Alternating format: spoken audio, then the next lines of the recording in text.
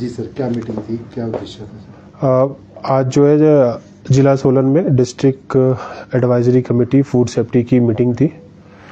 Food safety advisory की जो meeting होती है, जो हमारा फसाई का एक्ट है 2006 का, उसके अंतर्गत होती है। तो इस मीटिंग में जिला सोलन में फूड सेफ्टी से रिलेटेड जितने भी इशू हैं उनको डिस्कस किया जाता है। और मैं आपको बताना चाहूँगा कि कोई भी व्यक्ति या कोई भी ऑर्गेनाइजेशन जो फूड रिलेटेड आइटम को मैन्युफैक्चर कर रहा है, स्टोर कर रहा है या डिस्ट्रीब्यूट कर रहा है, उनको फसाई के अंतर्गत या तो रजिस्ट्रेशन कराना या तो लाइसेंस लेना कंपलसरी है। तो जब वो फसाई के अंतर्गत अपने आप को रजिस्टर करते हैं या लाइसेंस लेते हैं तो उनके ऊपर कुछ टर्म एंड कंडीशन लगती है, जो कि फसाई एक्ट में दिया हुआ है कि कोई फूड आइटम जो है वो किस कंडीशन में होना चाहिए, उस पर क्या क्या रूल लगते हैं। तो उनको उसके लिए उन सारे नियमों का पालन करना होता है। तो इसमें 2-3 तरह की कमियां पाई जाती है। एक तो होती है जो मिसब्रांडेड है, जिसमें सारी इन्फॉर्मेशन नहीं लिखी हुई है फूड आइटम्स पे। दूसरी आती है जो सब स्टैंडर्ड है, मतलब जो चीज़ बोला गया है फूड आइटम में वो चीज़ नहीं है।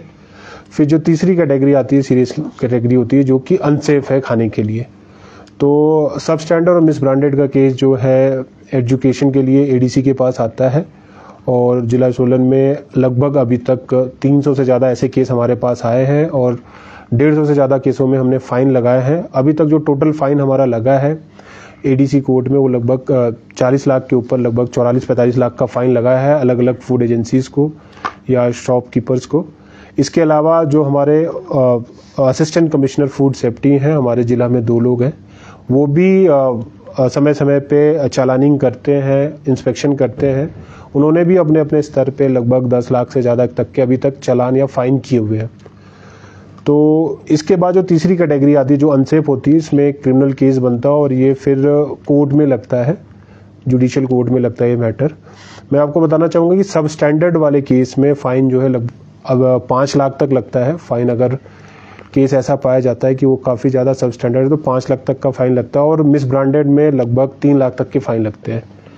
तो जनरली हम देखते हैं कि कैसा उनका फॉल्ट है, फूड आइटम कैसा रहा है। तो सोलन जिला में बड़ी बड़ी नामी गिनामी कंपनियों को भी फ़ाइन लगे हैं। छोटे छोटे जो हमारे फूड सेलर है या शॉपकीपर है उन पे भी फ़ाइन लगे जिन्होंने फसाई के रूल का पालन नहीं किया है। अभी हाल फिलहाल हमें पता चला है कि कुछ फूड आइटम जो अभी तक हम समझते थे कि सेफ़ है, जैसे कि आपका फ़िश हो गया, कई शॉप पे फ़िश मिलती है बट वो फ़िश में फॉर्मेलिन यूज़ कर रहे हैं उसको प्रिजर्व करने के लिए, जो कि अनसेफ है। तो रैंडम सैम्पलिंग की गई है, तो उसमें भी कुछ सैंपल फ़िश के फेल हुए हैं, उनके खिलाफ कार्रवाई की जा रही है। साथ ही साथ कुछ सब्जियों के भी सैंपल उठाए गए थे रैंडमली, उसमें भी सब्जियों के कुछ सैंपल में पेस्टिसाइड वगैरह पाए गए हैं, उनके खिलाफ भी अनसेफ की कार्रवाई की जा रही है। तो हमारी पूरी कोशिश है कि मार्केट में जो फूड आइटम आ रहे हैं वो सेफ़ हो, कंजम्पशन के लिए उपयुक्त हो, और इसमें जो भी कोई थोड़ी बहुत कोताही बरती जा रही है जिसके द्वारा उनके खिलाफ चालानिंग की जा रही है। और कुछ केसेस हमने अनसेफ के जुडिशियल कोर्ट में भी लगाए हुए हैं। इसके अलावा स्कूलों की भी रैंडम हम सैम्पलिंग करते हैं, जो मिड डे मील वगैरह है। पीडीएस शॉप हो गई, पीडीएस शॉप की भी रैंडम सैम्पलिंग की जाती है। कुछ पीडीएस शॉप को फ़ाइन भी लगाया गया था क्योंकि उनकी क्वालिटी अच्छी नहीं थी। साथ ही साथ जितने हमारे होटल हैं, चाहे वो HPDDC के हो, प्राइवेट होटल हो, उनकी भी सैम्पलिंग की जा रही है। और अलग अलग ऑर्गेनाइजेशन जैसे हिमफेड है या सिविल सप्लाई है, इनके आइटम की भी सैम्पलिंग की जा रही है। और चूंकि हम ये इसलिए करते हैं कि जैसे कल एक काफ़ी दुखद घटना हुई अर्की में, आपने देखा मिड डे मील में, मिड डे मील के खाने में कुछ इंसेक्ट्स और लिजार्ड वगैरह पाए गए थे। तो अब स्कूलों की भी जो हमारी चेकिंग उसको और इंटेंस किया जाएगा ताकि बच्चों को भी एक सेफ मिड डे मील मिल पाए। सर, पिछली बार जब मटर का सैंपल एक फेल पाया गया तो उसमें लेड की मात्रा पाई गई जी, तो ये नाशपाती और शिमला मिर्च का जो सैंपल लिए गए हैं और जो फेल है, तो इनमें कीटनाशक का, हाँ, कीटनाशक पाए गए इसमें। तो असिस्टेंट कमिश्नर साहब इसके बारे में डिटेल बताएंगे।